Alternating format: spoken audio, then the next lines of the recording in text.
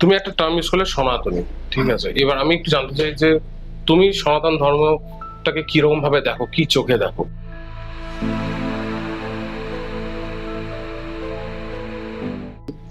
দেখো, সনাতন জিনিসটা হচ্ছে, সনাতনী আমাদের হিন্দু ধর্ম সব থেকে প্রথম ধর্ম, ঠিক আছে। আদি ধর্ম যদি বলতে কিছু বোঝায় সেটা হচ্ছে হিন্দু ধর্ম।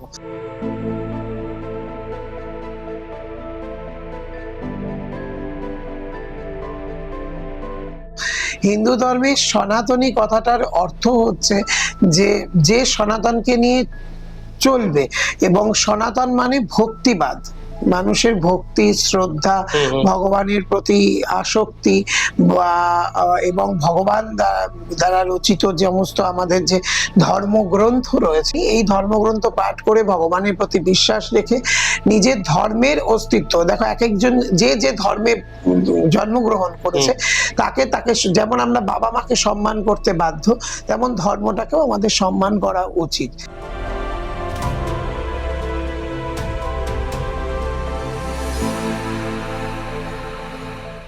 আর এত লোক যায় কেন কুম্ভ মেলায়? মহাকুম্ভ, হ্যাঁ, কুম্ভ, অর্ধকুম্ভ।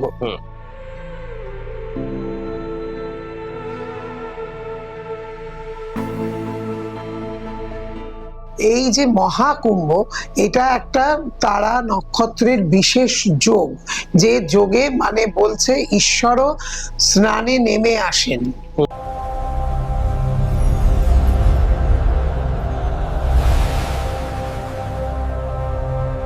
মহামণ্ডলেশ্বরের সাথে কুম্ভের একটা বড় যোগ আছে। হ্যাঁ, কুম্ভ স্থানে বিভিন্ন সাধুরা জপ তপ করে স্থানটাকে জাগ্রত করে। আমরা যারা মহামণ্ডলেশ্বর, আমরা কল্যাণময়ী যজ্ঞ করি ওখানে। নমস্কার বন্ধুরা, আমি পার্থ, আর আজকে টিআরসি পডকাস্টে আপনাদের জন্য নিয়ে এসেছি খুবই একটা গুরুত্বপূর্ণ টপিকে আলোচনা করতে চলবো। আজকে আমাদের যে টপিক হবে স্পিরিচুয়াল পডকাস্ট নিয়ে, যেখানে আমরা সনাতনী ধর্ম আর তার সঙ্গে থাকবে হচ্ছে মহামণ্ডলেশ্বর উপাধি কি করে পাওয়া যায়, আর তার সঙ্গে বিভিন্ন তথ্য নিয়ে আসবো, ট্রান্সজেন্ডার কমিউনিটির তথ্য নিয়ে আসবো। আজকে আমার সঙ্গে যিনি রয়েছেন তিনি আমাদের ওয়েস্ট বেঙ্গলের প্রথম মহামণ্ডলেশ্বর উপাধি পেয়েছেন। সরাসরি চলে যাব আজকে আমাদের গেস্টের কাছে, মহামণ্ডলেশ্বর রাজরাজেশ্বরী মাতা। তো কেমন আছো আগে তুমি বলো। নমস্কার। চলছে, বিভিন্ন ব্যস্ততা এবং বিভিন্ন কর্মকাণ্ডের মধ্যে দিয়ে জীবন অতিবাহিত হচ্ছে। আচ্ছা, তোমাকে প্রথম কথা হচ্ছে পেয়ে আজকে আমি খুব খুশি হয়েছি, কারণ এরকম পডকাস্ট হয়তো বেঙ্গলের কোথাও হয়নি। কোনো পডকাস্ট চ্যানেলে হয়তো আজকের যে টপিকের উপর আলোচনা করবো হয়তো এরকম টপিকের উপর আলোচনা হয়নি। তো সবার আগে আমি তোমাকে দিয়ে শুরু করবো, কারণ তোমাকে আমি চিনি আমার ফ্যামিলি মেম্বার্সদের তরফ থেকে। তারপরে তোমার বাড়িতে যাই, তোমার পুজো অ্যাটেন্ড করি, তারপরে আস্তে আস্তে তোমার ব্যাপারে জানতে শুরু করি। আর মনে হলো যে কিছু স্পিরিচুয়াল জিনিস তোমার সঙ্গে কথা বললে পর হয়তো আমাদের যে ভিউয়ার্সরা আছে তারা খুব খুশি হবে। তো সবার আগে একটু চলে যাই যে তুমি একটা উপাধি পেয়েছো। উপাধিটা পাওয়ার আগে একটু আমরা হিস্ট্রিতে যদি আসি, যে তোমার লাইফে স্পিরিচুয়াল, যে স্পিরিচুয়ালিজম ব্যাপারটা কবে থেকে এসছে? দেখো, নমস্কার বন্ধুদেরকে জানাই। স্পিরিচুয়াল ব্যাপারটা না এখন অন্য ধরনের, দুরকম হয়।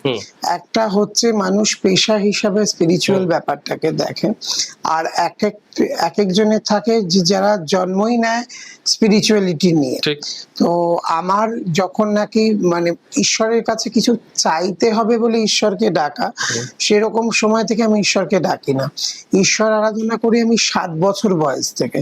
মানে যখন আমার 7 বছর বয়স, তখন আমার বাড়িতে আমি প্রথম নিজে হাতে পায়েস বানিয়ে, জন্মাষ্টমী উৎসব, আমি বরাবরই গোবিন্দের ভক্ত, এবং তারপরে স্কুলে যাওয়া, কলেজে যাওয়া এবং পড়াশোনার লাইনে পুরো আমি সব সময় ভগবানকে নিয়েই চলেছি। এরকম নয় যে আজকে হঠাৎ করে আমি মহামণ্ডলেশ্বর হয়েছি বা স্পিরিচুয়ালিটি নিয়ে আমি কাজ করছি, এরকম কিছু নয়।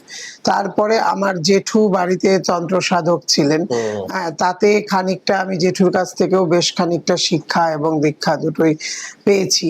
হ্যাঁ, কিন্তু আমার বরাবরই যেহেতু কৃষ্ণের প্রতি একটা আকর্ষণ ছিল, আমি দিল্লি ইস্কন থেকে দীক্ষা নিয়েছি, এবং ইস্কনের ইস্কনের সাথে আমার একটা যোগাযোগ এবং ইস্কনে যাতায়াত, মায়াপুর বলো, দিল্লি ইস্কন বলো, বৃন্দাবন ইস্কন বলো। তো আমি কৃষ্ণ নাম এখনো দেখতে পাবে যে আমি মালা জপ করছি এবং আমার টিকার মধ্যে বৈষ্ণব টিকাই রয়েছে। তবে আমাদের জয়শ্রী মহাকাল বলে মহামণ্ডলেশ্বর যে হয় সে মহাকালের ইয়েতেও হয়। তো আমার কাছে ভগবান বিভক্ত নয়, ভগবান ঈশ্বর এক। যিনি মহাদেব তার মধ্যেই কৃষ্ণ, তার মধ্যেই বিষ্ণু, তার মধ্যেই ব্রহ্মা, মানে ব্রহ্মা বিষ্ণু মহেশ্বর, এই যে তিনজনের একত্রিত মিলন, এই মিলনটাই কিন্তু হচ্ছে আমাদের সৃষ্টি। এবং সেই সৃষ্টির থেকে সৃষ্টি হচ্ছে মোহ এবং মায়া কাটাবার জন্য মহামায়া রূপের। মহামায়া কি করছেন, যিনি আমাদের মনের যে গ্লানি, যে মানে বলছে কেন দুর্গা পুজোতে বলি লাগে, অন্য কোনো পুজোতে তো লাগে না। তো বলি মানে হচ্ছে ও মানুষ যেটা ভাবছেন যে পশু বলি, ফল বলি, ওই বলি না। বলি মানে নিজের মোহ মায়া এবং ত্যাগ বিসর্জনটাকে বলি বলছেন ঈশ্বর, এবং সেটার অন্য মানে করে এখন সমাজে চালানো হচ্ছে। তো সেই জন্য আমি বিষ্ণুর উপরেই তন্ত্র করছি। আর আমার মানে জায়গায় আমি মহামণ্ডলেশ্বর হয়েছি, মহামণ্ডলেশ্বর হওয়ার জন্য যতটুকুনি মানুষের উপকার করতে পারবো আমি সেটারই চেষ্টা করব। আচ্ছা, এবার তুমি আমাকে বলে যে মহামণ্ডলেশ্বর উপাধি যেটা পেয়েছো তুমি, তার জন্য তুমি কি কখনো ভেবেছিলে যে এটা পাবে? না, একেবারেই ভাবিনি। আমি আমার মতন ঈশ্বর সাধনা করছিলাম, করতে করতে এমন একজন মানুষ, মানে আমার যিনি এখন মানে শিক্ষাগুরু আর কি বলতে হবে, কারণ দীক্ষাগুরু তো একটাই হয়, সেটা আমি ইস্কন। তিনিও একজন খুব বড় সেলিব্রিটি। তিনি ট্রান্সজেন্ডার কমিউনিটির জন্য প্রচুর লড়াই করেছেন। ডক্টর রঞ্জিতা সিনহা, উনি কেমব্রিজ বিশ্ববিদ্যালয় থেকে ডক্টরেট পেয়েছেন এই শুধুমাত্র লড়াইয়ের জন্য। তো 30 বছর ধরে ওয়েস্ট বেঙ্গলে যখন ট্রান্সজেন্ডার কি জিনিসটাই জানতো না, মানে মুষ্টিমেয় কিছু জনসংখ্যা, হয়তো 5% 10% লোক জানতো, সেই সময় থেকে লড়াই করে উনি আজকে আমাদের জায়গাটাকে পৌঁছেছে।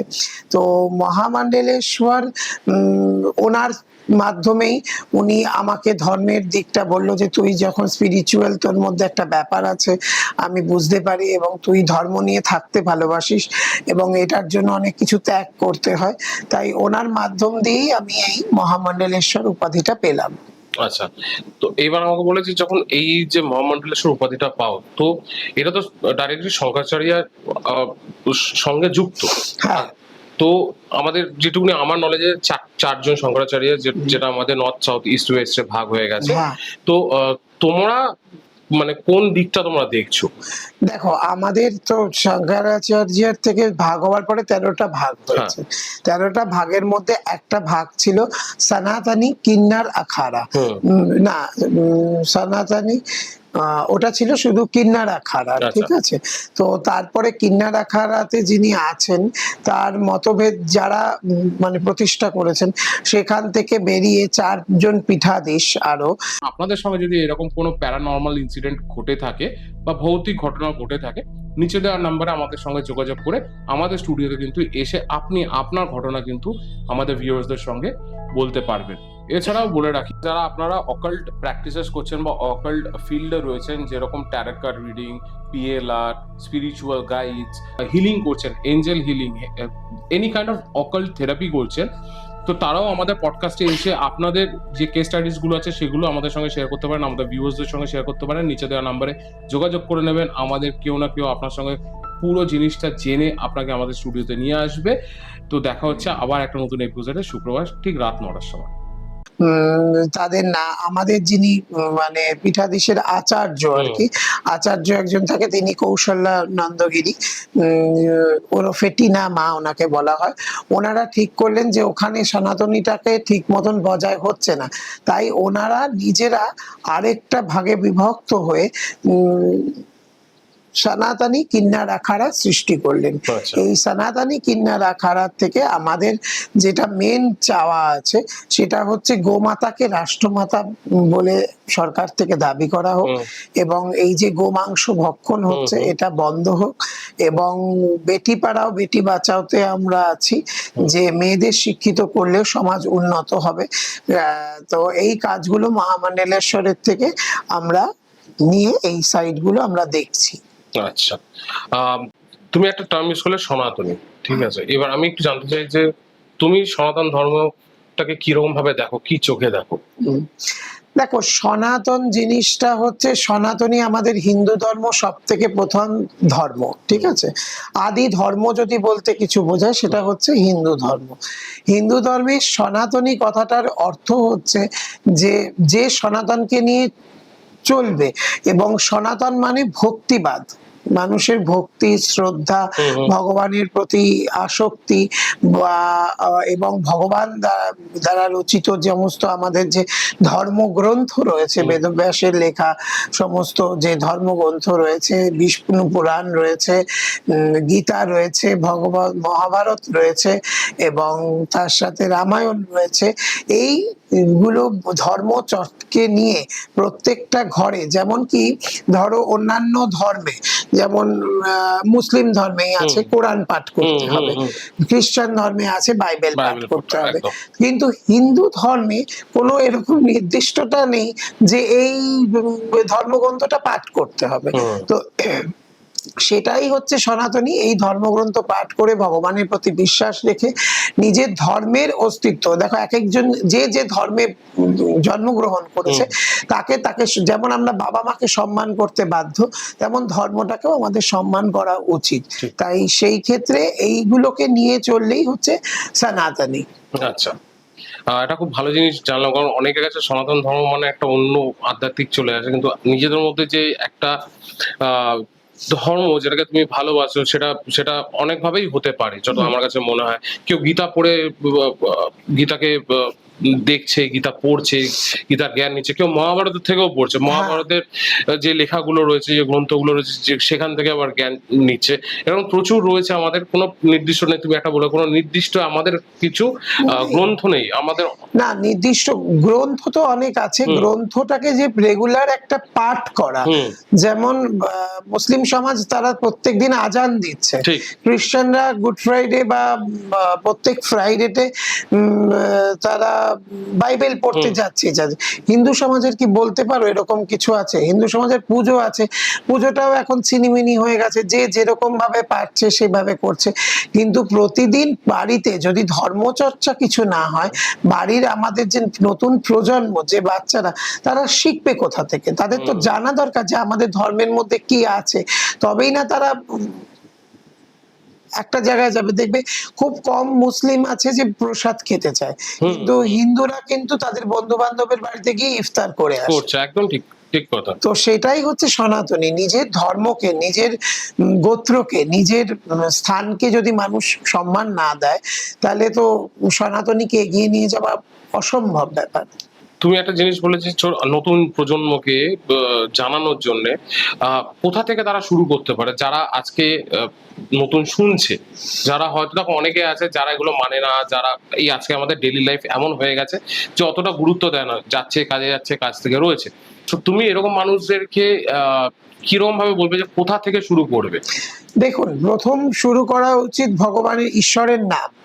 ঈশ্বরের নাম, যেমন কলিকালে বলছে আমরা পুজো ঠিকই করি, বিভিন্ন ভাবে করছি, হ্যাঁ, বিভিন্ন তন্ত্রক্রিয়া করছি এবং তাতে ফল হচ্ছে, কিন্তু যদি আমরা কিছু না করতে পারি, কলিকালটা এমনই ব্যস্ততামূলক একটা কাল হবে যেখানে ভগবানের নাম স্মরণ করারও মানুষের কাছে সময় থাকবে না। সেখানে হচ্ছে হরিনাম সংকীর্তন। হরিনাম সংকীর্তন হচ্ছে মহাযজ্ঞের সমান আর কি। সেইটা যদি মানুষ করতে শুরু করে, দেখো আমরা চলতে চলতে চলতে দিনে 10 বার প্রথমে, তারপরে 20 বার, তারপরে 128 বার, 108 বার, 51 বার, এগুলো আমরা করতেই পারি। এবং নিজের ছেলে মেয়েদের বাড়িতে অন্তত এক পাতা করে গীতা পাঠের জন্য আমরা শুরু করতেই পারি। কেন একটা পাতা পড়তে, একটা অধ্যায় গীতাতে খুব বেশি নয়, হয়তো আধা ঘন্টা 1 ঘন্টা লাগবে। তো আমরা বাড়িতে অনেক কিছু করছি, আমরা ছেলে মেয়েদের আঁকা শিখাচ্ছি, আমরা ছেলে মেয়েদের খেলা শিখাচ্ছি। তো এই গীতা পাঠটুকুনি শিখালে আমার মনে হয় তাতে মা বাবারও সম্মান বাড়বে, বৃদ্ধাশ্রমের সংখ্যা কমবে। কেন কি মানুষের মধ্যে যত সনাতনী জাগবে তত মানুষের পাপবোধটা বাড়বে, এবং পাপবোধের ফলে মানুষ অন্যায়টা কম করবে। হ্যাঁ, কারণ আজকের যুগে দেখো শুধু অন্যায় হচ্ছে না, করাপশন সবকিছুই তো চলে এসছে। তো যদি তোমার ভিতরে যদি পিওরিটিটাকে তুমি যদি জাগাও, তাহলেই তো মানে আমার মনে হয় যে সবকিছুই ঠিক হতে পারবে। আগে নিজেকে ঠিক হতে হবে। হ্যাঁ, পিওরিটিটা আসবে কোথা থেকে? ধর্মচারণ থেকে। কারণ কি বলছে না, সৎসঙ্গে স্বর্গবাস, অসৎসঙ্গে নরকবাস। স্বর্গ নরক বলে কিন্তু আমাদের এখানে কিছু নেই। আমরা বলি ঠিকই, আমাদের আছে কর্মফল। কর্মফলটা যেরকম হবে আমরা সেরকমই ফলটা পাবো। ঠিক। এবার আমি তোমাকে বলো যে এবার একটু চলে যাচ্ছি কুম্ভের দিকে, কারণ কোথাও না কোথাও আমার মনে হচ্ছে মহামন্ডলের যে কানেকশন আছে সেটা কুম্ভের সঙ্গে প্রচন্ড ভাবে জড়িত রয়েছে। আমার বাবা মা যখন তোমার সঙ্গে গেছিল খুব মহাকুম্ভে, খুব ভালোভাবে স্নান করে এসেছিল। তো আমাকে একটু বলো মহাকুম্ভের একটু হিস্ট্রিটা বলো, যে এটা মানে মানে অনেক রকম কুম্ভ মেলা আমরা দেখতে পাই। এই কুম্ভ মেলা অনেক রকম কিভাবে বা কি আছে এই কুম্ভ মেলার ভিতরে, আর এত লোক যায় কেন কুম্ভ মেলায়? মহাকুম্ভ, হ্যাঁ, কুম্ভ, অর্ধ কুম্ভ, 3টে কুম্ভ হয়। এছাড়া প্রয়াগরাজে হয় মাঘ মেলা। এক একটা করে আমি তোমার প্রশ্নগুলোতে আসছি। তো এই যে মহাকুম্ভ, এটা একটা তারা নক্ষত্রের বিশেষ যোগ, যে যোগে মানে বলছে ঈশ্বরও স্নানে নেমে আসেন। আর মেন কথা হচ্ছে ত্রিবেণীতেই এই জিনিসটা সব থেকে বড় কারণ পড়ে। ত্রিবেণী হচ্ছে 3টে নদীর সঙ্গমস্থল। সঙ্গমস্থলের মধ্যে কিন্তু যেমন দেব, নারা, কিন্নার, 3টে সঙ্গমস্থলে ভক্তিবাদ হয়। আজকে যারা নাকি আমরা মহামন্ডলেশ্বর হচ্ছে কিন্নার আখাড়া থেকে, কিন্নার প্রথাটাকেই খুব বিশ্রী চোখে দেখা হয়, কিন্তু এইটা এসছে, এটা নিয়ে আমি তোমাকে পরে বলছি। তো মহাকুম্ভ হচ্ছে একটা যোগের ফলে পড়ছে। এটাকে আমরা, যেটা হয়েছিল 148 বছর না 128, আমি ঠিক এই মুহূর্তে মনে পড়ছে না। তো যাই হোক, সেটা আমরা পেয়েছি, এটা আমাদের খুব সৌভাগ্য।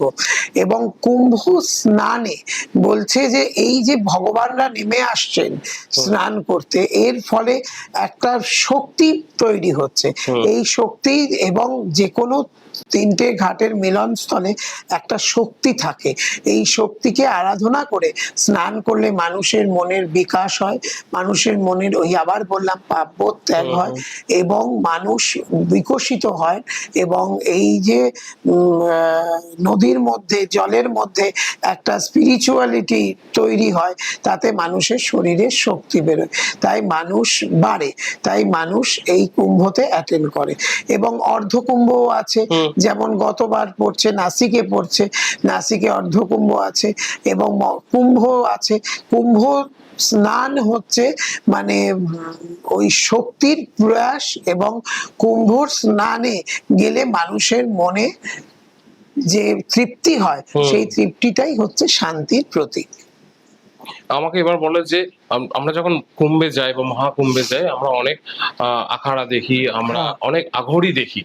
হ্যাঁ, যারা বহু দূর দূরান্ত থেকে আসে, এক জায়গায় সবাই জড়িত হয়, তারা নিজেদের তন্ত্র করছে, কেউ পুজো করছে নিজেদের মধ্যে যখন থাকছে। তো আমাকে একটা জিনিস তুমি বলো যে আঘড়ি আর এই যে তোমাদের যেটা রয়েছে মহামন্ডলেশ্বরের যে গ্রুপ যেটা আছে, আখাড়া যেটা বলেছে, এটার মধ্যে কতটা ডিফারেন্স, কি ডিফারেন্স থাকছে? আচ্ছা দেখো, মহামন্ডলেশ্বরের সাথে কুম্ভের একটা বড় ছোট আছে। হ্যাঁ, কুম্ভ স্থানে বিভিন্ন সাধুরা জপ তপ করে স্থানটাকে জাগ্রত করে। হ্যাঁ, এই জাগ্রতর ফলেও কিন্তু মানুষের অনেকটা কল্যাণ হয়। এই যে কল্যাণকামী কিছু ওখানে যজ্ঞ হয়। আবার আমরা যারা মহামন্ডলেশ্বর, আমরা কল্যাণময়ী যজ্ঞ করি ওখানে। যে ঘর সংসারে সবাই শান্তি, প্রেম ভালোবাসায় ফিরে আসা, মানুষের যারা শত্রু আছে তাদেরকে দমন করা, এইটা হচ্ছে মহামণ্ডলেশ্বরদের কাজ। এবং মহামণ্ডলেশ্বর কুম্ভেতে একটা করে আখাড়া পায়, এবং এই আখাড়াতে তারা এরকম মঙ্গলকামী পূজা অর্চনাদি করে থাকে। এইটা হচ্ছে, এবং তারা চাইলে সংসারে ফিরেও আসতে পারে, তাদের সংসার আছে, তারা কেউ কেউ বিবাহিত আছে, যেখানে একটা বিবাহ প্রযোজ্য। এছাড়া এবার আসি অঘরীদের কথা। অঘরীরা হচ্ছে তারা কখনো সংসারে ফিরতে পারবে না, তাদের কাজ হচ্ছে স্থানে স্থানে ঘোরা এবং মানুষের জন্য পূজা অর্চনা দিয়ে করা। কিন্তু অঘরীর ক্ষেত্রে যে তন্ত্রক্রিয়া হয় সেইটা হচ্ছে দুষ্ট দমন, দুষ্ট ক্রিয়া, যেই ক্রিয়াগুলো করলে মানুষের শারীরিক এবং মানসিক দুটোই খুব বিপন্নতা হয়। তাই অঘরী একবারে ডিফারেন্স, আর মহামণ্ডলেশ্বর একেবারে ডিফারেন্স। রাইট। তুমি একটা কথা বলে যে কিন্নর বলতে আমরা খুব একটা ভালো চোখে দেখি না, মানে সমাজ ভালো চোখে দেখে না, এটা বহু যুগ ধরে হয়ে এসছে। আমাকে এটা বলো যে আজকে তো ট্রান্সজেন্ডার একটা কমিউনিটি রয়েছে, সেই কমিউনিটিতে অনেকেই সাপোর্ট করছে তাদের এগিয়ে নিয়ে যাওয়ার জন্য, সেখানে তোমরাও যোগদান করেছো। তো আমাকে বলো যে লোকেরা কেন ভালো চোখে দেখে না, কিছু কি আমরা বুঝতে পারি কেন এরকম হয় সমাজে? দেখো, কিন্নার যে কথাটা, কিন্নার কথাটা হচ্ছে আদিকাল থেকে। আমরা যখন রামলীলা পড়ি, রামের জন্ম কথায় কিন্তু প্রথম আশীর্বাদ রামকে কিন্নাররাই করেছে। সমাজে কিন্নারের স্থান ছিল, ওই যে বললাম দেব নারক কিন্নার। হ্যাঁ, কিন্নার থাকতো রাজসভায়, কিন্নার থাকতো মন্দিরে। যেমন একটা সমাজ রয়েছে যে সমাজে কিন্নাররাই শুধু মন্দিরে পুজো করে, আর কোনো পুরোহিত করতে পারে না। তো এইভাবে একটা উচ্চ স্থানে কিন্নারদের স্থান ছিল। যখন নাকি আমরা বৃহন্নালার কথাও পড়েছি মহাভারতে, বৃহন্নালার উক্তিও আছে। তো সারা জীবন তখন তো ট্রান্সজেন্ডার কথাটা আসেনি, এটা একটা ইংলিশ প্রবচন। এটাকে এখন বললে কেউ বলছে সমকামী, কেউ রূপান্তরকামী, বিভিন্ন ভাগে ভাগ হয়েছে। This is one type of umbrella, একটা ছাতার মতন, যার মধ্যে পড়ায় মানে কিন্নাররা পড়ে, ট্রান্সজেন্ডাররা পড়ে, গেরা পড়ে, এবং সমকামী রূপান্তরকামী সব নিয়ে একটা আমব্রেলা। তো এখানে কিন্নারদের সাথে ট্রান্সজেন্ডারদের মিলিয়ে দেওয়া হয়েছে, কেন জাতিটা সম্পূর্ণই আলাদা। জেন্ডার ট্রান্সজেন্ডারে transman, trans woman, this is surgery করে তারা ট্রান্স হচ্ছে, বা তারা সেলফ আইডেন্টিফিকেশনই চেঞ্জ হচ্ছে, যে কেউ নারী থেকে পুরুষ, কেউ পুরুষ থেকে নারী। কিন্তু হিজড়ে কথাটা যেটা হচ্ছে কিন্নার কথাটা, কিন্নার কথাটা হচ্ছে তারা কিন্নার, তারা একটা থার্ড জেন্ডার হিসাবেই জন্ম নিচ্ছে। তারা কিন্তু এসআরএস বা কোন রকম সার্জারির মাধ্যমে সেক্সুয়াল করছে না, তাদের ওটা জন্ম। সুতরাং তাদের প্রথাটা পুরোটাই আলাদা। এবং আমরা যে হিজড়ে কথাটা জানি, এটা একটা বৃত্তি, এটা একটা পেশা। হ্যাঁ, এই পেশাটা কিন্নার থেকে সমাজে নামাতে নামাতে যখন মুসলিম সমাজ এলো ভারতবর্ষ আক্রমণ করার পরে, তারা কিন্তু এই বিচ্ছিরি কটূক্তিটা, হিজড়ে কথাটা উৎপত্তি করেছে। এটা মানে মোহাম্মদ উক্তি আর কি। আর কিন্নার কথাটা হচ্ছে আমাদের সম্মান করে সম্মানীয় উক্তি, যে তারা কিন্নার। একটা জিনিস আমরা বুঝতে পারলাম যে কিন্নার ট্রান্সজেন্ডার মধ্যে ডিফারেন্সটা কোথায়। কারণ কি আমাদের একটা মনের মধ্যে ধারণা ছিল যে ট্রান্সজেন্ডার মানেই থার্ড জেন্ডার, ট্রান্সজেন্ডারের মধ্যেই সবকিছু পড়ে যায়। কিছু ক্ষেত্রে যেটা তুমি বলে সেটা থেকে আমিও অনেকটাই একমত। কেউ কেউ জন্ম হয় থার্ড জেন্ডার হয়ে, আবার কেউ কেউ আবার আছে যারা নিজের সেক্সুয়ালিটি চেঞ্জ করে নেয়, যেখানে যেখানে হয়তো ছোটবেলা থেকেই তার মধ্যে একটা ফেমিনাইন বা ম্যাসকুলাইন একটা এনার্জি বা একটা ফিলিং ছোটবেলা থেকেই রয়েছে, সেটা হয়তো বড়বেলায় এসে তারা প্রপারলি চেঞ্জ করছে। সমাজ কেন তাদেরকে ভালো চোখে দেখে না? এই আমার কাছে সব থেকে বড় একটা প্রশ্ন হচ্ছে, তার বাবা মা পর্যন্ত তাকে সাপোর্ট করে না অনেক ক্ষেত্রে আমরা দেখেছি। তুমি কিছু বলবে এই ব্যাপারে? হ্যাঁ দেখো, ট্রান্সজেন্ডার বা হিজড়ে এইটা যখন মানে কিন্নার যখন মানুষ জন্মগ্রহণ করছে তখন থেকে তাদের একটা লড়াই শুরু হয়। ঠিক। কিন্নারের লড়াইটা একদম ডে অফ ওয়ান থেকে শুরু হয়। কারণ কি তাদেরকে দান করে দেয়া হয়। খুব কম পরিবার আছে যারা খুব সমৃদ্ধিশালী ব্যাপারটাকে চেপে বাড়িতে রাখে, নাইলে সম্ভবত এদেরকে মানে দিয়ে দেয়, কিন্নারদের দান করে দান দেওয়া করে হয়। দেয়। আর ট্রান্সজেন্ডারদের লড়াইটা শুরু হয় যখন মানুষের সেক্সুয়ালিটির ব্যাপারটা আসে শরীরে, তখন সেই বয়সটার থেকে শুরু হয়। কেন, যখন কোনো ট্রান্স ম্যান মানে ধরুন একটা মেয়ে, তখন সে বুঝতে পারছে যে তার ছেলেদের পোশাক ভালো লাগছে, তার ছেলেদের সঙ্গটা ভালো লাগছে। এইবার এইখান থেকে হয় শুরু বাড়ির লড়াই। কেন ম্যাক্সিমাম বাড়ি আমাদের, তাও শহরের বাড়ি বলবো, কেউ মেনে নিচ্ছে কেউ মেনে নিচ্ছে না, এমনও আছে কেউ মেরেও ফেলছে সন্তানকে। হ্যাঁ, তো সেটা তার স্ট্যাটাস, তার কিছু মেনটেন করার জন্য। আর সব থেকে যেটা মুশকিল হচ্ছে গ্রামবাংলার ইন্টেরিয়ারে। ইন্টেরিয়ারে কি হচ্ছে যে তারা এমনও দিন গেছে, এমনও গেছে যে ট্রান্স ম্যান তার মেয়েকে বলছে তুই ছেলে হয়েছিস, ঘরে বাবা ভাই এরকমও দিন গেছে। মানে আমার দিদি ডাক্তার রঞ্জিতা সিনহা, ওনার একটা শেল্টার হোম আছে গরিমা গৃহ বলে, যেটা নাকি ট্রান্সজেন্ডার কমিউনিটিরা মাথা উঁচু করে এসে থাকতে পারে, তাদের খাওয়া দাওয়া সমস্ত ফ্রি, এবং তাদের যাতায়াত এবং তাদের একটা ট্রেনিং দিয়ে সমাজে একটা জায়গায়, যাতে এই যে কথাটা আসছে না হিজড়ে কথাটা, কিন্নার কথাটা, এইটা যাতে না হয়। কারণ কি এটা একটা এখন বৃত্তিতে পরিণত হয়েছে।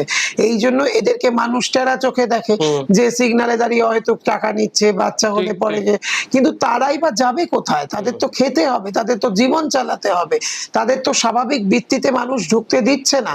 আর কোথাও কাজ করতে গেলে টেরা চোখে তাকাচ্ছে, তার একটা ডিসকমফোর্ট হচ্ছে।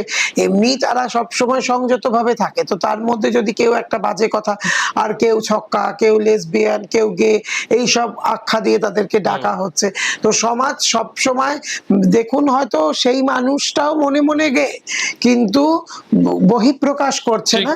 এবং কতজন যে গে এবং কতজন যে ভার্সেটাইল, এটা বোঝাটাও কিন্তু খুব মুশকিল আজকের সমাজে। ঠিক, কারণ তুমি যে কথাটা বললে এটা খুবই একটা ইম্পর্টেন্ট কথা বলে। দেখো আমরা একটা, এখন আমাদের তো কমিউনিটি চলে এসেছে এলজিবিটি কিউ, অনেকে এলজিবিটি কিউ কমিউনিটিতে আসার পরে নিজের সেক্সুয়ালিটিটা প্রকাশ করতে পারছে।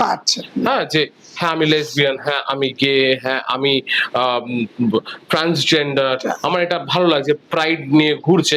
কিন্তু কোথাও না কোথাও এই কথাটাও তুমি ঠিক বললে যে কিছু কিছু ক্ষেত্রে যারা এগুলো প্রকাশ্য করে না, হয়তো তারা অনেক সময় নিজেরা বাইসেক্সুয়ালও হয়।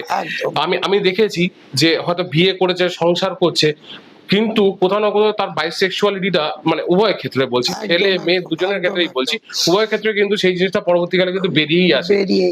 কারণ কিছুদিন আমরা অনেক কাণ্ড কারখানা দেখেছি, যেরকম কিছুদিন আগে একটা উবার ড্রাইভারের সঙ্গে এরকম একজন ভদ্রলোকের সঙ্গে একটা হলো, তার নাকি বিয়ে করেছে, বাচ্চা কাচ্চা আছে, কিন্তু তুমি এটা বললে যে তাদের ভিতরে রয়েছে কিন্তু তারা সেই জিনিসটা প্রকাশ্য করছে না। কেন কি সমাজ তাকে হয়তো মেনে নাও নিতে পারে, সমাজের থেকে তাকে দূর করে দিতে পারে। এই যে ঘটনাটা ঘটে যে বেরিয়ে আসলো, যে তাকে লোকে একটা অন্য চোখে দেখলো, হ্যাঁ, তো এইটার জন্য কোথাও না কোথাও একটা ভয় কাজ করে। একদমই তাই, যার জন্য তো হিজড়া বৃত্তিটা বেড়ে যাচ্ছে। কারণ কি মানুষ যখন এরা ট্রান্সজেন্ডার হচ্ছে, যখন ধরুন এসআরএস হয়ে যাচ্ছে, তখন তার চাকরি হচ্ছে না, তার আইডেন্টিফিকেশনে অসুবিধা হচ্ছে।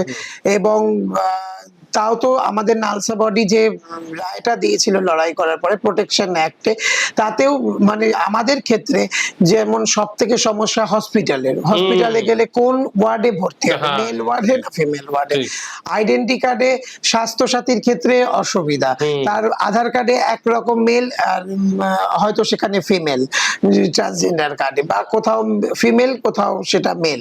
তো এরকম ভাবে প্রত্যেকটা পদক্ষেপে আমাদের সমাজ যেভাবে আমাদেরকে বলছে যে অনেক ইমপ্রুভমেন্ট হয়েছে, মানুষের অ্যাওয়ারনেস বেড়েছে, কিন্তু আদব জায়গাগুলোতে কিন্তু অ্যাওয়ারনেস কিছুই বাড়েনি। আমার মনে হয় অ্যাওয়ারনেস থেকে তোমাদের অ্যাকসেপ্টেন্স একটা দরকার। অ্যাকসেপ্টেন্সটা মানে অ্যাওয়ার তো সবাই আমরা অ্যাওয়ার। আচ্ছা দেখো, আজকে ফোনের যুগে না, আজকে ইন্টারনেটের যুগে আমাদের হাতে হাতে ফোন, আমরা সবকিছুই করছি, কিন্তু এইটা সত্যিকারের একটা গ্যাপ তুমি যেটা বললে, যেটা আমার মনে হচ্ছে যে এই গ্যাপটা কোথাও না কোথাও ফুলফিল হচ্ছে না। সেটা হচ্ছে, প্রথম কথা হচ্ছে আইডেন্টিফিকেশন। আমাদের মনে হয় যে এখন অনেক মানে ফর্মে আসে মেল ফিমেল ট্রান্সজেন্ডার এই অপশনটা হ্যাঁ, রয়েছে, থার্ড জেন্ডার থার্ড জেন্ডার হিসাবে একটা থাকছে, বাট এটাও ঠিক যে হসপিটালে গেলে তার কি হবে, তাকে কোথায় ইয়ে করবে, কোন তাকে মেল নার্স অ্যাটেন্ড করবে না তাকে ফিমেল নার্স অ্যাটেন্ড ঠিক। করবে। সে ওয়াশরুম নিয়ে অসুবিধা, হুম। ওয়াশরুমে সে মেলে যাবে না ফিমেলে যাবে। হুম তো এইগুলো তো আমাদের লড়াই প্রতিদিনের রয়েছে। তার মধ্যেও আমি মহামণ্ডলেশ্বর এবং আমরা ধর্ম নিয়ে চর্চা করে যাচ্ছি, এবং ধর্ম আমরা এই কারণে সনাতন কিন্নার আখাড়ার থেকে আমরা এই সনাতনীকে নিয়ে লড়ছি, কারণ সমাজে যে কোনো ভালো কাজে নারী পুরুষ উভয়ই থাকে। ঠিক। তো আমরা কিন্নাররা কেন পিছিয়ে থাকবো? তাই আমরা কিন্নাররা যারা সনাতনী, যারা সনাতনী ভাব বা ধর্মকর্ম নিয়ে চলছি তারা, এবং আমাদের এখানে হিন্দু মুসলিম শিখ জৈন সবার অবাহিত দ্বার আছে, যে চায় এসে আমাদের জয়েন করতে পারে, আমাদের দীক্ষা নিতে পারে, এবং স্বাভাবিক নর নারী তারাও অনেক দীক্ষা নিচ্ছে, এবং তাদেরও মহামণ্ডলেশ্বর হয়ে আমরা একসঙ্গেই কাজ করছি। তোমার পার্সোনালি, তোমাকে যদি পার্সোনালি জিজ্ঞেস করি যে পার্সোনালি আজকে ট্রান্সজেন্ডার কমিউনিটির জন্য কি কি করা উচিত, আজকে আমার ভিডিও দিয়ে যারা দেখছে তাদের জন্য তুমি যেই সব জায়গাগুলো, যে গ্যাপগুলো আমরা আজকে আলোচনা করলাম, তোমার পার্সোনালি কোন কোন জায়গাগুলোকে ঠিক করানো উচিত একটু যদি বলো। দেখো, সবার আগে অ্যাওয়ার্ড হতে হবে সরকারকে, কেন সরকার যদি পদক্ষেপ না নেয় তাহলে তো এটা কোনোদিনই কিছু হবে না। তারপর এইটা প্রথম যেমন পাবলিক টয়লেটে, দ্বিতীয় হসপিটালে, তৃতীয় কর্মক্ষেত্রে। কর্মক্ষেত্রে যেমন আমাদের কোটা আছে রাজভবনে, হ্যাঁ, কিন্তু সেই কোটাতেও মানে 5 বছর হয়ে গেল কেউ একটা চাকরি পায়নি। তো এই চাকরিগুলো না পেলে তাহলে কি করে আমাদের জীবনটা চলবে? প্রাইভেট সেক্টরে যদি যারা কাজ করে, প্রাইভেট সেক্টরে কিছু লোক কাজ করছে, তাদের যেমন আমাদেরই অনেক ছেলে মেয়ে আমার দিদির হোমের থেকে তারা ট্রেনিং নিয়ে গরিমা গৃহ থেকে কেউ লালিতে আছে, কেউ হায়াতে আছে, তারা চাকরি করছে, কিন্তু কি সেই লেভেলে চাকরিটা পাচ্ছে না। ধরুন একটা লোকের লেভেল অনেক হাই, কিন্তু তাকে কোনো রকম করে গুজারা করে নিতে হচ্ছে। আর দ্বিতীয় কথা হচ্ছে যে সেক্ষেত্রেও কিন্তু নিজেকে অনেক কন্ট্রোল করতে হয়, কেন ওখানে আদার্স ক্লার্করা থাকে, তারা চোখ চাওয়াচাই, তারা প্রথম ইশারায়, তো সেই করতে করতে মানুষ লড়াইটা প্রচন্ড পরিমাণে বেড়ে যাচ্ছে। তো সবার আগে আমাদের যেটা দরকার, দেখো আমার মনে হয় একটা সরকারকে অ্যাওয়্যার হতে হবে, সরকারের থেকে অ্যাওয়ারনেস আমাদের জেনারেল পাবলিককে হতে হবে। অ্যাকসেপ্টেন্স, আমি সবসময় একটা কথা বলি, অ্যাকসেপ্ট করা শিখতে হয়, যে যেরকম ভাবে জন্মেছে তাকে তো আর পাল্টানো যাবে না। আজকে যদি আমি বলি যে আজকে যদি আমি হচ্ছে একজন ম্যাসকুলিন এনার্জি, আমার মধ্যে প্রচন্ড ম্যাসকুলিন, কালকে যদি কেউ এসে আমাকে বলে তোকে ফেমিনাইন হতে হবে, আমি কোনোদিন হতে পারবো? হতে পারবো না। আমি যেরকম আমি সেরকমই থাকবো। তো আমি যেরকম যদি আমাকে যদি অ্যাকসেপ্ট করতে পারে, why not a third gender, why not a transgender, why not a gay, why not a lesbian? তারা তাদের লাইফে তো ভালোই আছে, তারা লাইফ করছে। হ্যাঁ, তুমি যদি বলো যে চাকরির ক্ষেত্রে কি করা যায়, তার জন্য স্কিলস ডেভেলপমেন্ট করা যায়। স্কিল ডেভেলপমেন্টটা ভীষণ প্রচন্ড দরকার, কারণ যে কোনো চাকরির ক্ষেত্রে যেই যাক না কেন, তার সেই স্কিলের উপর ডিপেন্ড করেই তাকে নেওয়া উচিত, তাকে সেই পোস্টটা দেওয়া উচিত। যদি একজন থার্ড জেন্ডার যদি সত্যি খুব ভালো হয়, তাকে সেই পোস্টটাই দেওয়া উচিত। আমি এটাই চাইছি, যদি সে ডাক্তার তৈরি হতে পারে তাকে ডাক্তারের মর্যাদা দেওয়া হোক, যদি সে ইঞ্জিনিয়ার হতে পারে তাকে ইঞ্জিনিয়ার করা হোক, যদি সে পলিটিক্যাল কোনো জায়গায় পৌঁছাতে পারে, নেতা মন্ত্রী, তাকে সেই জায়গাটা দেয়া হোক। কিন্তু এই জায়গাগুলো দেয়া হয় না, কারণ কি শুরুতেই এমন মানুষকে সমাজ এবং পন্থাগুলো ঘাবড়ে দেয় যে তারা কতটা এগোবে আগেই 50% ডাউন হয়ে যায়। ঠিক, কারণ দেখো আজকে তুমি যে জায়গাটায় রয়েছো, যে স্পিরিচুয়াল জায়গা থেকে নিয়ে বিলং করে আজকে মহামণ্ডলেশ্বর উপাধি পেয়েছো, তোমার নিজের আখাড়া হয়েছে এখন, তো এটা হচ্ছে স্কিলস ডেভেলপমেন্ট আর স্পিরিচুয়ালিটির একটা কানেকশন। এই তিনখানা কানেকশন নিয়ে আজকে তুমি নিজের জায়গাটায় পৌঁছে গেছো। তো আমিও চাইবো যারা যারা এই ভিডিওটা দেখছে, যে কোনো কমিউনিটির থেকে যদি আসো, বিলং করো, আমার মনে হয় নিজেকে দেখো, নিজের সেলফ ডেভেলপমেন্ট করাটা সব থেকে বেশি জরুরি। সেলফ ইমপ্রুভমেন্ট, তারপরে নিজেকে ভালোবাসো, দুনিয়া অ্যাকসেপ্ট করবে। একটু টাইম হয়তো লাগছে, কারণ একদিন না একদিন তো এক্সপেক্ট করতেই হবে, কারণ কি এক্সপেক্ট না করে কোনো উপায় নেই। একটা লড়াই যখন লড়তে লড়তে লড়তে 200 বছর লেগেছিল ভারতবর্ষ স্বাধীন হতে, তো সুতরাং আমরাও সেরকম ধরেই এগোচ্ছি যে আমাদেরও পিছিয়ে গেলে হবে না। আমাদের যারা সিনিয়র তারা আরো আগে লড়াই করেছিল বলে আজকে আমরা এই জায়গায় এসে দাঁড়াতে পেরেছি। আজকে আমরা লড়াইটা জারি রাখলে তা আমাদের পূর্ব প্রজন্ম যারা আছে, উত্তরসূরি যারা আছে, তারা ঠিক নিজেদের প্রমাণ করতে পারবে। ঠিক বলেছো। আর আরেকটা জিনিস আমি তোমাকে বলছি, এই যে থার্ড জেন্ডার, এটা তো শুধু ইন্ডিয়াতে নেই, না, এটা ইন্ডিয়ার বাইরেও রয়েছে, বিভিন্ন কান্ট্রিজে রয়েছে, বিভিন্ন স্টেটে রয়েছে। যদি নিয়ার বাই যদি আমরা বলি, থাইল্যান্ডে তুমি দেখতে পাবে অনেক থার্ড জেন্ডার রয়েছে যাদেরকে আমরা লেডি বয় বলে জানি। হ্যাঁ, তো তারা কিন্তু সেখানে মাথা উঁচু করেই রয়েছে। তা তো কখনো যদি তোমরা যাও বা আমরা কেউ যাই, যদি থাইল্যান্ডে যাই, তাদের কিন্তু একটা মাথা উঁচু করে রয়েছে। যদি কেউ একটা কথা বলে, তাদের নিজের কমিউনিটি না, তাদের বাইরের কমিউনিটি যারা নর্মাল মেয়েরা আছে বা ছেলেরা আছে, তারা কিন্তু তাদেরকে সাপোর্ট করে। আমার মনে হয় ইন্ডিয়াকেও এই জায়গাটা ভাবনা চিন্তা করতে হবে। ইন্ডিয়া, আমি শুধু বেঙ্গলের কথা বলবো না, ইন্ডিয়ার ক্ষেত্রেই বলবো যে অ্যাকসেপ্টেন্সটা করা উচিত। এবার আমাকে একটা জিনিস বলো, তুমি আবার একটু পিছন দিকে যাচ্ছি, তুমি আমাদের ওয়েস্ট বেঙ্গলের প্রথম মহামন্ডলেশ্বর উপাধি পেয়েছো, তো তোমার এটাতে কেমন লেগেছে? দেখো, এটা একটা অভাবনীয় আমার কাছে ছিল। আমি পেয়েছি এই সম্মানটাকে, আমার মানে হৃদয়ের। পডকাস্টের মাঝখানে একটা বিরতি নিলাম বন্ধুরা। সবাইকে জানাই যে আমাদের টিআরসি পডকাস্ট চ্যানেল এখন অ্যাস্ট্রো ক্রিস্টালের সঙ্গে কোলাবোরেশন করেছে। এটা আমারই একটা ব্র্যান্ড। অনেক অনেক মানুষ আমার সঙ্গে পার্সোনালি যোগাযোগ করেছিলেন যে আপনাদের সঙ্গে অনেক নেগেটিভ জিনিস ঘটছে, বা অনেকে ক্যারিয়ার বিল্ড করতে পারছে না, অনেকের রিলেশনশিপে প্রবলেম চলছে, অনেকে আবার টাকা বা মানি অ্যাট্রাক্ট করতে পারছে না। তো আপনাদের সবার জন্য অ্যাস্ট্রো ক্রিস্টালস নিয়ে এসছে 100+ ক্রিস্টাল ব্রেসলেট, যার মধ্যে কিছুটা আমি দেখাচ্ছি। একটা আমাদের ব্রেসলেট আছে যেটাকে আমরা সবাই বলি মানি ম্যাগনেট। তো আমাদের কাছে 5 crystal money magnet, 4 crystal money magnet দুটোই আপনারা অ্যাভেলেবেল পাবেন। সাথে রয়েছে এটাকে ব্যালেন্স আউট করার জন্য, নেগেটিভিটিকে রিমুভ করার জন্য আমাদের অবসিডিয়ান ব্রেসলেট, আর তার সঙ্গে আমাদের নিজস্ব ইউএসপি, যেটা আমরা রিসার্চ করে বার করেছি, যেখানে 9খানা ক্রিস্টাল দিয়ে আমরা কিন্তু একটা মানি ম্যাগনেট বার করেছি। এটা হচ্ছে মহালক্ষ্মী ধন বৃদ্ধি ব্রেসলেট, যেখানে 9খানা বড় বড় ক্রিস্টালস দিয়ে বানানো, যেখানে amethyst, rose quartz, jade, aventurine, pyrite, tiger eye, তার সঙ্গে লাভা, হাওলাইট, লাপিস লাজুলি, এত কটা ক্রিস্টাল দেওয়া আছে। প্রত্যেকটা ক্রিস্টালের কিন্তু বেনিফিটস আছে, ক্রিয়েটিভিটি বাড়াবে, তার সঙ্গে সঙ্গে কিন্তু আপনাকে টাকা অ্যাট্রাক্ট করবে। আর আমরা একটা জিনিস বলে দিই, আমাদের প্রত্যেকটা ব্রেসলেট কিন্তু সার্টিফাইড। এটা হচ্ছে সার্টিফাইড ব্রেসলেট, যেখানে আমাদের কিন্তু সার্টিফিকেট পিছনে রাখা আছে, যেখানে কিউআর স্ক্যান করে আপনি সার্টিফিকেশনটাকে আপনারা চেক করতে পারবেন। এলস আপনারা এগুলোকে নিয়ে গিয়েও ডাইরেক্টলি ল্যাবে গিয়ে টেস্ট করতে পারবেন, 100% রিয়েল ক্রিস্টাল দিয়ে বানানো। এছাড়াও বলে দিই, আমাদের এখানে কিন্তু পাইরাইট পিরামিড, মহালক্ষ্মী যন্ত্র pyramid, all kinds of crystals available আপনাদের জন্য। তার সাথে সাথে কিন্তু যেটা আমরা আপনাদের জন্য করেছি সেটা হচ্ছে কিছু হিলিং স্প্রে, যেগুলো আপনাদের এই ক্রিস্টালটা পড়ার আগে যদি স্প্রে করেন, তাহলে কিন্তু এই ক্রিস্টালস গুলো এনার্জিগুলো 2x বেশি কাজ করবে। আমরা 5টা হিলিং স্প্রে নিয়ে এসেছি, যেই 5টার মধ্যে একটা হচ্ছে আমাদের ব্ল্যাক ম্যাজিক রিমুভার, একটা হচ্ছে আপনার অরা বুস্ট করার জন্য, একটা মানি অ্যাট্রাক্ট করার জন্য, একটা লাভ অ্যাট্রাক্ট করার জন্য, আর একটা রয়েছে নেগেটিভিটি রিমুভ করার জন্য।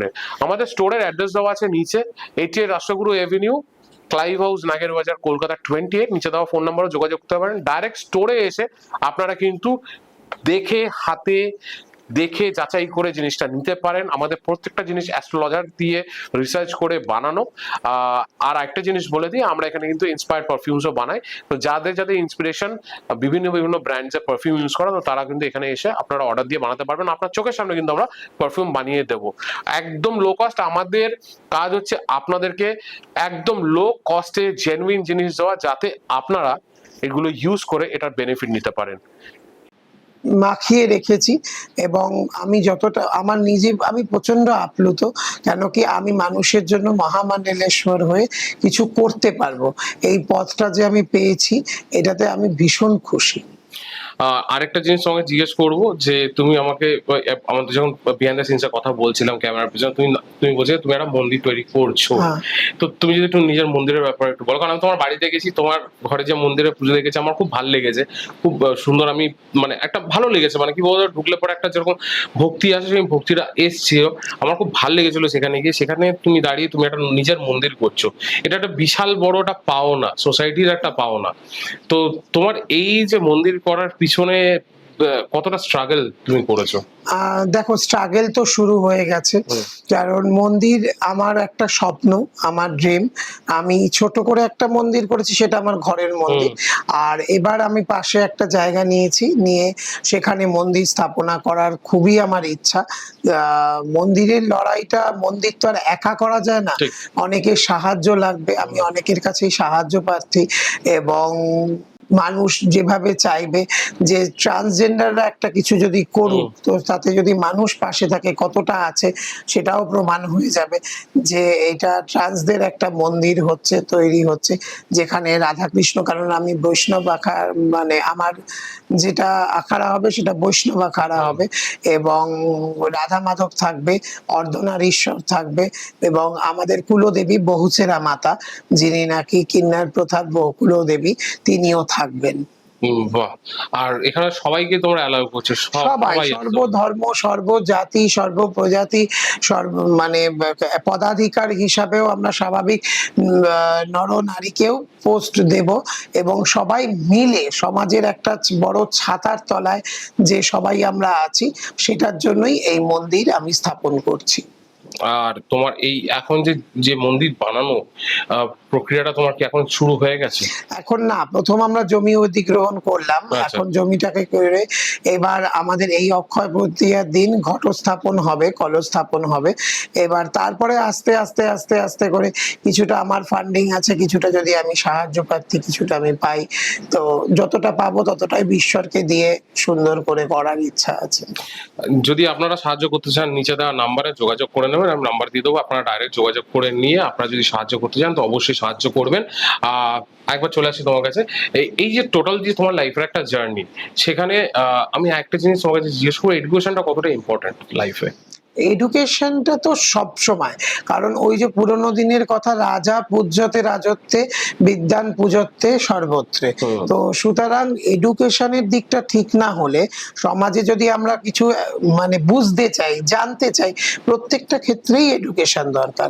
তাই জন্য শুধু ট্রান্সজেন্ডার বলে না, সমাজে প্রত্যেকটা মানুষেরই এডুকেশনের খুব দরকার। তোমার মনে হয় যে আমরা পিছিয়ে আছি এডুকেশনের তরফ দিয়ে?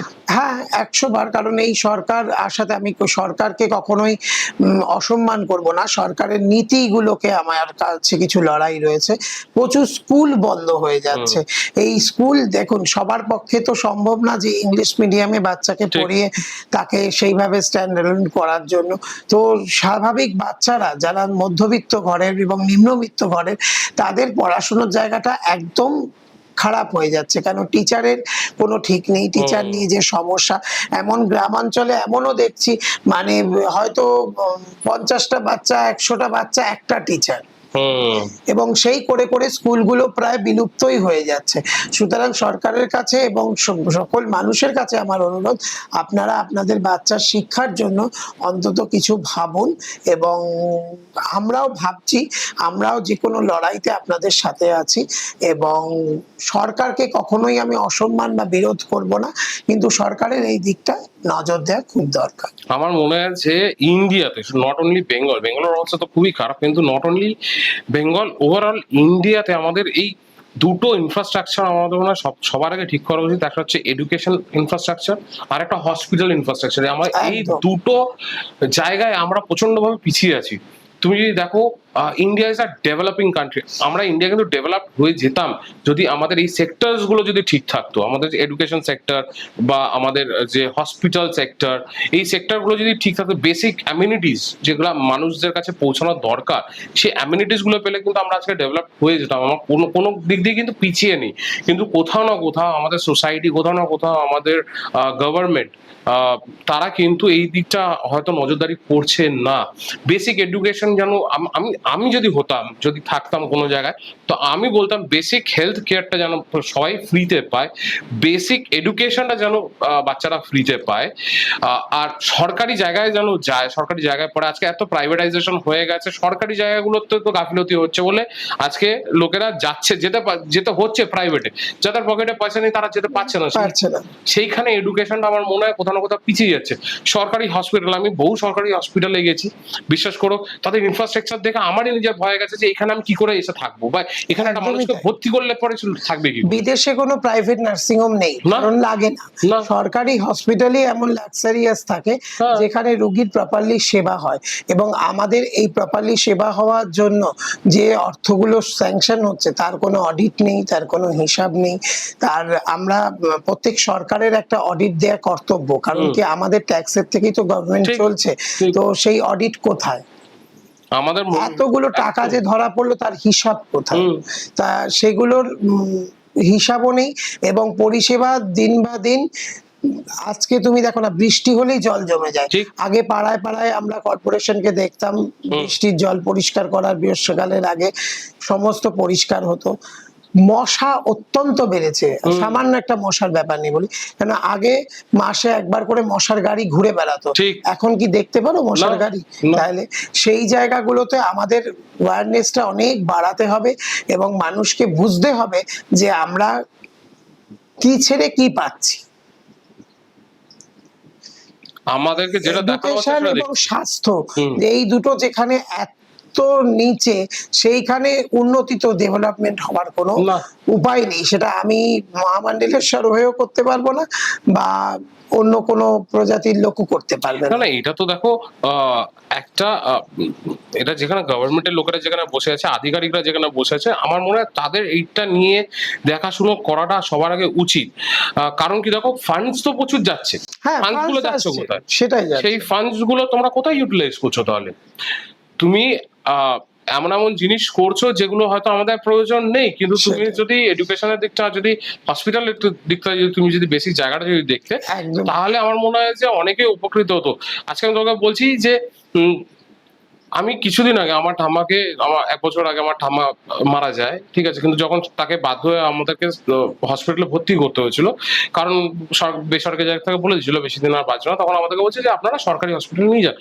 ওই সরকারি হসপিটালের মানে জায়গাটাকে দেখে সত্যি কথা বলতে গেলে পর, মানে আমাদের হাত পাকে পড়েছে। আমরা বলছি যে এখানে তো রাখা যাবেই না, সবই নিজেকে করতে হচ্ছে, কোনো অ্যাসিস্ট্যান্স নেই, কিচ্ছু নেই। প্রথম কথা, তার ভিতরে ইনফ্রাস্ট্রাকচার তুমি যদি দেখো, ইনফ্রাস্ট্রাকচার নেই। ভীষণ খারাপ, ভীষণ খারাপ। সরকারি হসপিটালে আমিও বহুবার আমার রিলেটিভস এর জন্য গেছি, মানে কি বলবো, সেগুলো বিভৎস, কিছু বলার। উপরে রং করা রয়েছে ঠিকই, কিন্তু ভিতরটা একেবারে খোকলা। তারপর আরেকটা জিনিস আমরা দেখেছি, বলে নাকি সিট পাওয়া যায় না, হ্যাঁ, এই আর মাটিতে শুয়ে দেখছি রাখে। আছে, বেড খালি রয়েছে, তারপরে তোমার অ্যাভেলেবিলিটি দিচ্ছে। কেন হবে এই জিনিসটা? তাহলে প্রশাসন কোথায় গেল? এত মিনিস্টার্সরা যারা বেড রয়েছে, বাড়াতে কোথায় হবে, মানুষ বাড়াও। সংখ্যা যেমন বাড়ছে ঠিক। বেড বাড়াতে হবে। এখন সেই পুরোনো আমলের বেড তুমি গুনে গুনতি রেখে দেবে, তাহলে তো সম্ভব নয়। স্যাংশন তো হচ্ছে। সবকিছু প্রতি Fund বছর sanction হচ্ছে, সেন্ট্রাল sanction। গভর্নমেন্ট থেকে স্বাস্থ্য, শিক্ষা সবের টাকা আসছে, তারপরেও কোনো ইমপ্রুভমেন্ট নেই, শুধু আছে ঋণ। এটাই হচ্ছে যে আমরা বাড়বো কোথা থেকে? আমাদের তো ভিতর থেকে খোকলা হয়ে যাচ্ছে, আমাদের নেক্সট জেনারেশনে তো খোকলা হয়ে যাচ্ছে। তাদের হাতে ধরিয়ে দেওয়া হচ্ছে ফোনের মধ্যে ধরিয়ে দেওয়া হচ্ছে অন্য কিছু, তারপরে তারা ওইগুলোই শিখছে। একদম। বেসিক এডুকেশন, বেসিক হসপিটালিটির ব্যাপারে কারণ এই নেই। জন্য বললাম যে এই যে আজকে কলকাতা শহরের সব থেকে ঘৃণ্যতম, বিভৎসতম ঘটনা হচ্ছে অভয়াকাণ্ড। ঠিক। এই অভয়াকাণ্ডর উৎস কি? মানুষের পিচাস বৃত্তি। ঠিক। নালে যেভাবে ওনাকে মানে শারীরিক নির্যাতন এবং খুন করা হয়েছে, সেটা কোনো সুস্থ বুদ্ধি সম্পন্ন না। মানুষের পক্ষে সম্ভব না। এটা বিকৃত এবং কুরুচিকর মানুষ যারা আছেন, এই কুরুচিটাকে বদলের জন্য সনাতনীকে এগোতে হবে। একদম ঠিক। সনাতনী যত হবে, মানুষের মনে পাপ বোধ বাড়বে, কোনটা পাপ, কোনটা পুণ্য, কোনটা করলে মানুষের ভালো হয়, কোনটা করলে মানুষের ক্ষতি হয়, এই যতক্ষণ না এই সেন্সটা আসবে, ততক্ষণ কোনো মানুষকে আপনি ইমপ্রুভমেন্ট করতে পারবেন না। যেমন শিক্ষা দরকার, তেমন তার সাথে সনাতনী ধর্মের প্রচারটাও খুব দরকার। ঠিক বলেছো। আর একটা জিনিস দেখবে, প্রত্যেকটা আহ যাদের যে ধর্মগুলো আছে তুমি দেখবে তাদের মধ্যে কিন্তু একটা নিজস্বতা রয়েছে। ঠিক আছে, একটা লড়াই করে নিজস্বতার একটা ব্যাপারটা রয়েছে। আমাদেরও তেমনি সনাতনী ধর্মটাকে নিয়ে আসতে গেলে আগে নিজেদেরকে চেঞ্জ করতে হবে, নিজেদেরকে অ্যাকসেপ্ট করতে হবে, জানতে হবে আমার সনাতনী ধর্মটা কে, কোথা থেকে এসছে, রুটটা জানতে একদম হবে। আমরা আমরা কিন্তু রুট জানি না। না, অর্ধেক লোকেরাই কিন্তু এই রুটটা জানে না। জানেন।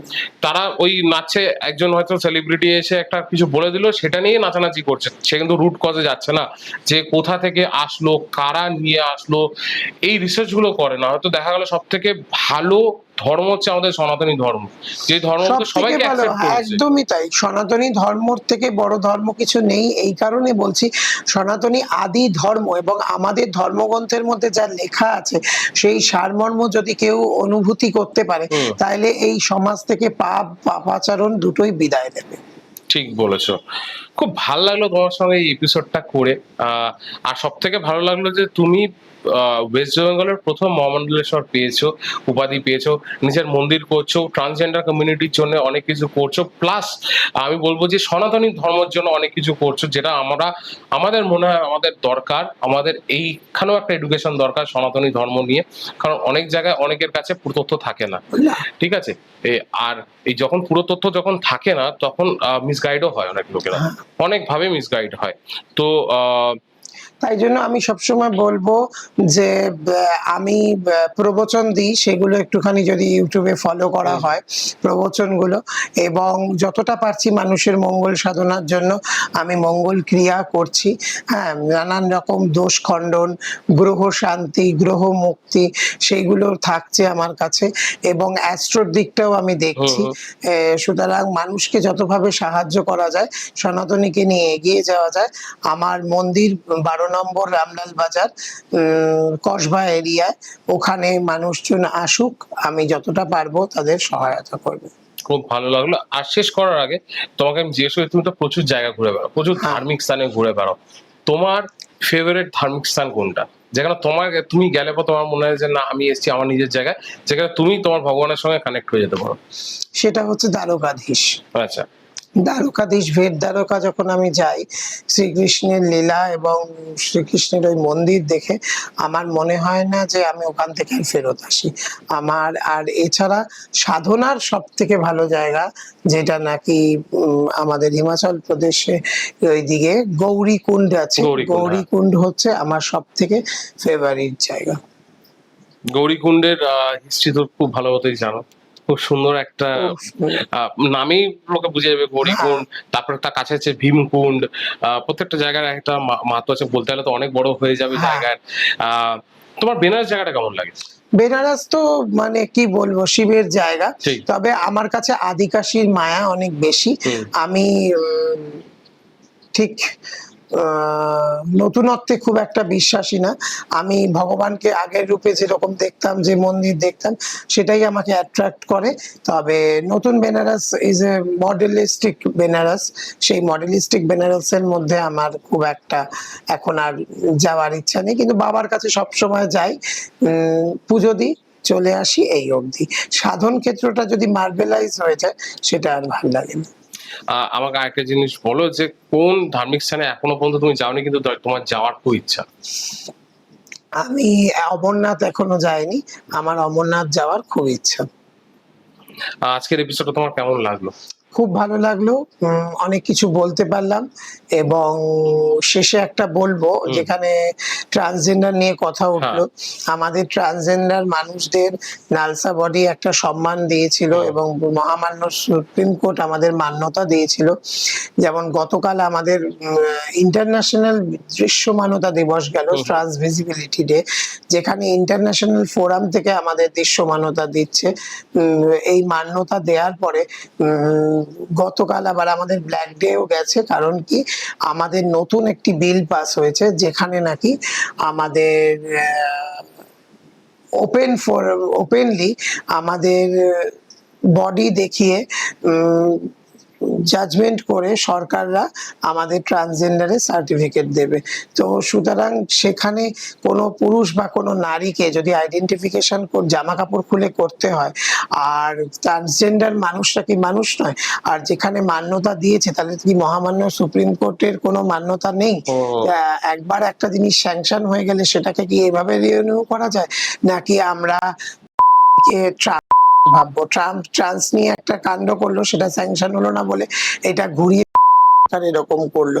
সেই জন্য এই সরকারের কাছে আমার বিশেষ অনুরোধ থাকবে যে আমরা যেমন জঙ্গলে বাস করতাম তখন আমাদের আইডেন্টিফিকেশন লাগতো না, আমরা বিবস্ত্র হয়ে ঘুরে বেড়াতাম। তো এই সরকারের কাছে আমার বিশেষ অনুরোধ যে একটা মানুষের মানবিকতাকে চিন্তা করে কারোর পোশাক খুলিয়ে নিয়ে কারোর আইডেন্টিফিকেশন করা, এইটার থেকে যেন বিরত থাকে, এবং এর জন্য যদি না হয় আমরা অনেক লড়াইও করব।